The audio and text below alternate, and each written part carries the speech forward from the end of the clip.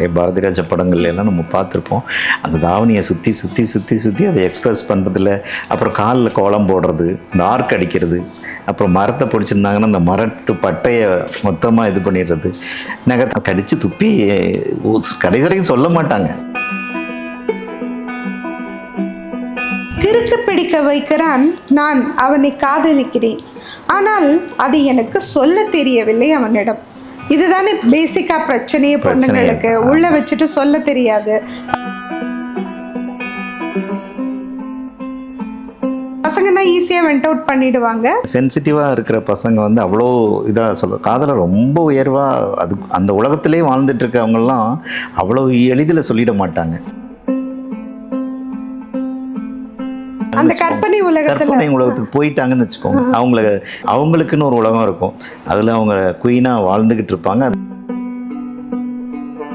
நூலாடைக்குள் நான் நூலாகினேன். வணக்கம் அனைவருக்கும். நாம் தொடர்ந்து இப்படி ஒரு தீயா திரு பாலகிருஷ்ணன் ஐஏஎஸ் அவர்கள் எழுதின கவிதை புத்தகத்திலேருந்து ஒரு கவிதைகளை வாசித்து அளவலாவிட்டு இருக்கோம். அந்த தொடர் சீரீஸில் இப்போ நம்ம சரவணன் கண்ணா சாரோட பேசிகிட்டு இருக்கோம். சார் வணக்கம். வணக்கம்.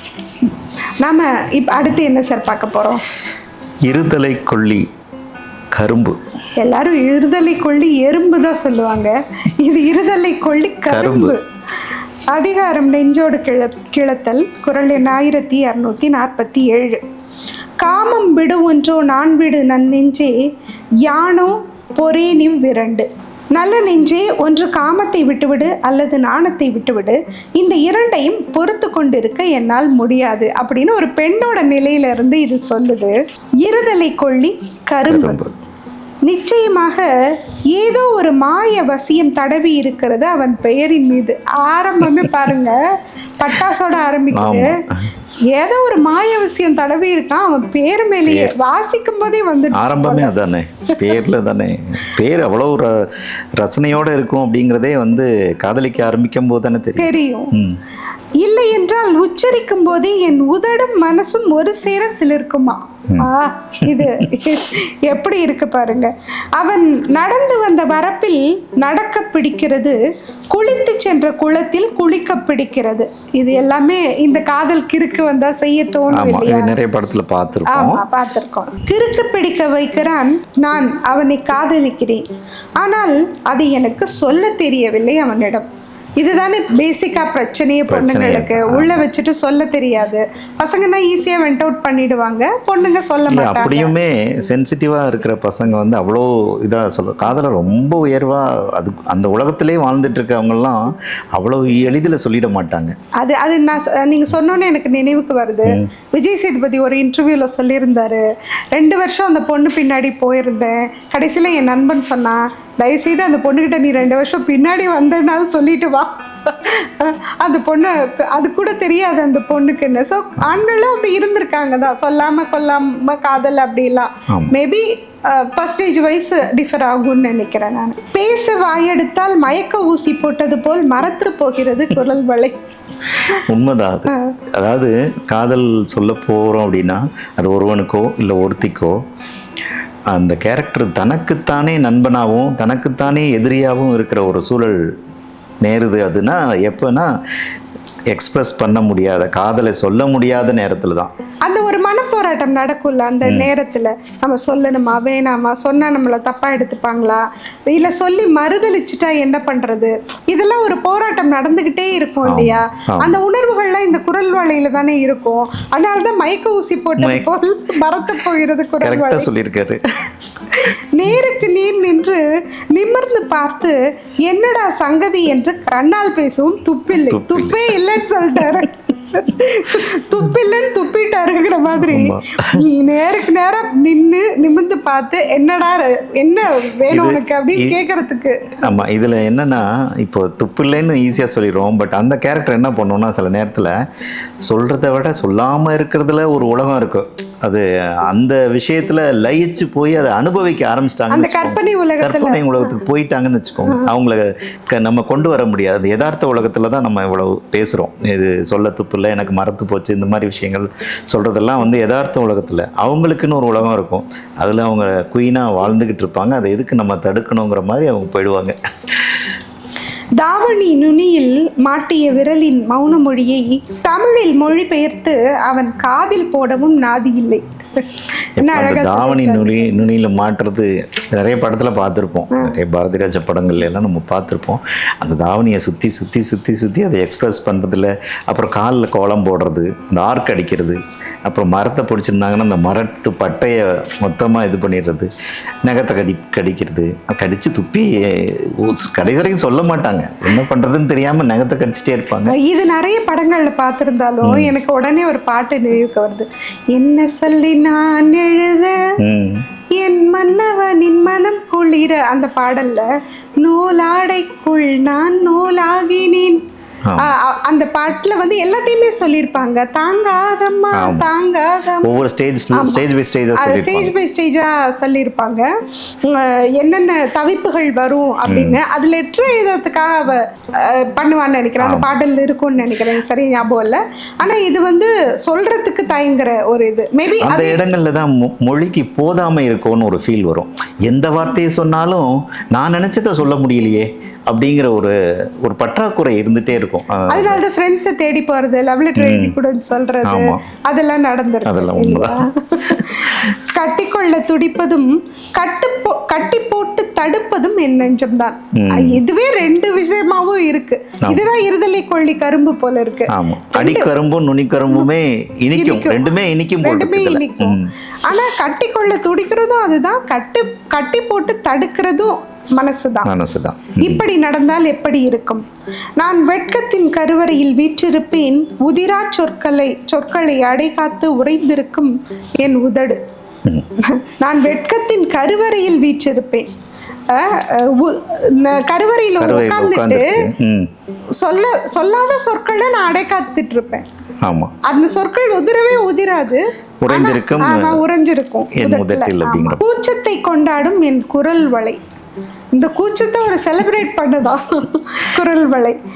அவன் என்னை தேடி வருகிறான் என் கொலு மண்டபத்திற்கு. அவனே பேசுகிறான், அவனே காதல் கொள்கிறான், அவனே காதல் சொல்கிறான். நான் நழுவினாலும் நழுவ விடாமல் அவனே தழுவுகிறான். இதெல்லாம் இவளோட கற்பனையா இல்ல இதுதான் நடக்க போகுதா? கற்பனை தான். பாதி சொல்ல முடியாத உலகத்துல இருக்கவங்களுக்கு எங்களுக்கு கற்பனை தான் வந்து ரொம்ப பெரிய காட்ஃபாதர். ஆமா, சொல்லவே முடியாது. ஆனா கற்பனைக்கு ஒண்ணு குறைச்சு எல்லாத்தையும் ஃபில் பண்ணிடுவோம்.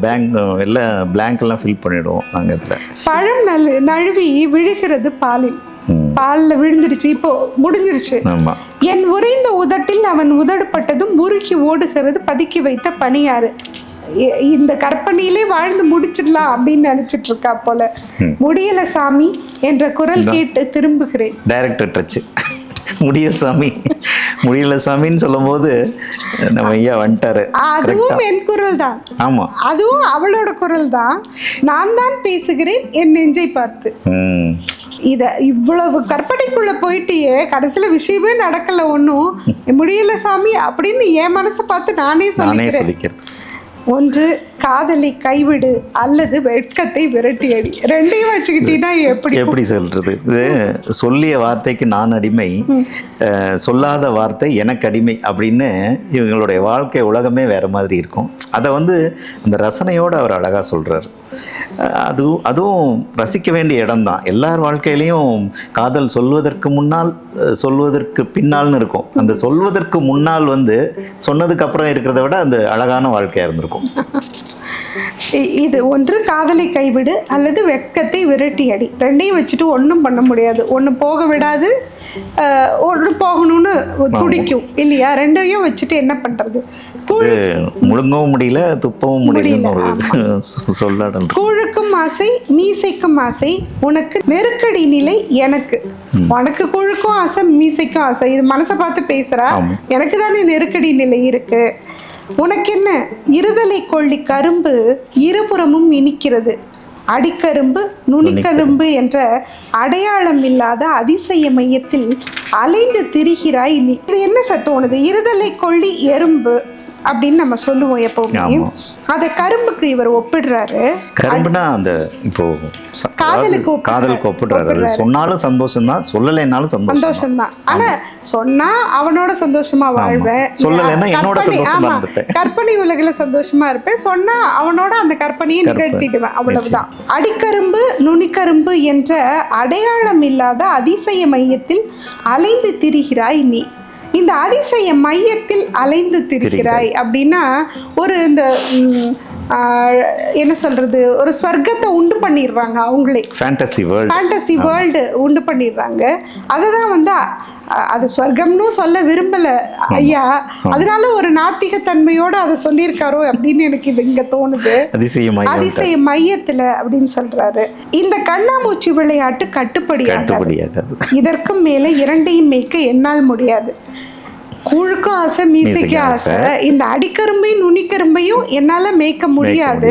அதனால இந்த கண்ணாமூச்சி விளையாட்டு கட்டுப்படியே ஆகாது, முடியல. அது அதனாலதான் அவ்வளவுதான். திரும்பி கோட்டெல்லாம் அழிச்சிட்டு ஆரம்பத்துல இருந்து அப்படிங்கிற மாதிரி ஒரு ஸ்டேஜ் வரைக்கும் தானே அது போகும். ஒரு ஸ்டேஜ்ல ஃபெடப் ஆயிடுவோம் இல்லையா, ஐயோ எவ்வளவு நாள் இப்படியே இருக்கிறது அப்படின்ட்டு. கால் விரலால் தரையில் கோலம் போடுவதை நிறுத்திவிட்டு அவன் தோளில் கை போடு. நீ கால் விரலால தரையில கோலம் போட்டதெல்லாம் போதுமா, ஏதாவது ஒரு ஸ்டெப் எடுத்து வை. இல்லை, அகத்திணை எனக்கு ஆகாது என்று புறமுதுகிட்டு ஓடு. இங்க எனக்கு பிடிச்ச மாதிரி கொஞ்சம் முடிச்சிருக்காரு, புறமுதுகிட்டு ஓடிடு. போர்க்களம் இது, ஆமா. இந்த தாக்குதல் உனக்கு சரிப்படாதுன்னு நீ ஓடிடு, அகத்தினையே வேணான்னு அப்படின்னு முடிச்சிருக்காரு. இருதலை கொள்ளி கரும்பு ரொம்ப சிறப்பா இருக்கு. இந்த தலைப்பு தான் வந்து அப்படியே அட்ராக்டிவா இருக்கு எல்லா இதுவும். இந்த பழக்கப்பட்ட வார்த்தை அதற்குள்ள புதிய ஒரு அர்த்தத்தை சொல்றதுக்கு வார்த்தைகள் வார்த்தை ஜாலம் தான் பண்ணிருக்காரு. ரொம்ப சிறப்பா இருக்கு. அது என்னன்னா நமக்கு அந்த தலைப்பு வந்து மனசுக்குள்ளே நிக்கிற மாதிரி இருக்கு. இது ஒரு பெண்ணோட இடத்துல இருந்து அவர் அதை அனுபவிச்சு எழுதியிருக்காரு. அது வந்து ஒரு நம்ம இப்போ நான் என்ன நினைக்கிறேன்னு உங்களால 100% கற்பனை பண்ண முடியாது. நீங்க என்ன நினைக்கிறீங்கன்னு என்னால 100% கற்பனை பண்ண முடியாது. ஒரு படைப்பாளியா மாறும்போது அது எவ்வளவு கை வருது, அது எவ்வளவு அழகா கை வருது, அதுதான் சொல்றேன். இந்த இன்டர்வியூல கூட சார் சொல்லிட்டு இருந்தாங்க, அவங்க ஒய்ஃப் கேட்டாங்களாம், நீங்க திருவள்ளுவர் ஆணா பெண்ணான்னு நிறைய சர்ச்சைகள் போயிட்டு இருந்தது, ஆனா அவர் ஒரு ஆணா தான் இருக்க முடியுங்கிறத நான் உணர்ந்துட்டேன் அப்படின்னு சொன்னாங்களாம். சாருக்கு புரியலையா, எப்படி நீ சொல்ற அப்படின்னு. யூஸ்வலா மனைவிகள் பாராட்ட மாட்டாங்க, கொஞ்சம் அடக்கிதான் வாசிப்போம் கணவர்கள் இது பண்ணும்போது இல்லையா.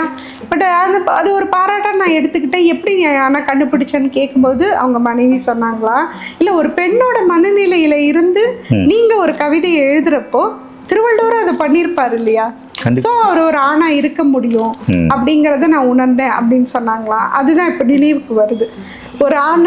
ஒரு பெண்ணோட மனநிலையில இருந்து அதை எவ்வளவு அழகா கொண்டு போக முடியும் அப்படிங்கறத சக்சஸ்ஃபுல்லா ரசனை மனப்பக்குவம்னு வந்துச்சுன்னா அந்த இடத்துல அது ஜென்ரல் பயாஸை தாண்டி ஆண் பெண்ணுங்கிறத தாண்டி ரெண்டு இடத்துல இருந்தும் நம்மளால ரசிக்க முடியும். அந்த ரசனை வந்து அங்கே போய் நம்ம எப்படி ரசிப்போங்கிற ஒரு ஃபீல் வந்துச்சுன்னா, ஒரு பெண்ணாக இருந்து அதை எப்படி ரசிக்க முடியும்னு சொல்லி நினைக்கும் போது அவங்கள மாதிரியே மாறி அதை ரசிக்க ஆரம்பிப்போம். அதே மாதிரி ஆணாக இருந்தால் இதை எப்படி ரசிக்க முடியும் அப்படின்னா, இதுக்கு முக்கிய காரணம் அந்த ரசனை அதிகபட்சமாக 100% இந்த ரசனையில் இருக்கும்போது ஜெண்டர் வந்து ஒரு பெரிய விஷயமா இருக்காது. அது ரொம்ப அழகா பண்ணியிருக்காரு. நன்றி. இந்த கவிதைக்கு ரொம்ப அழகா இருக்கு. இருதலை கொள்ளி கரும்பு.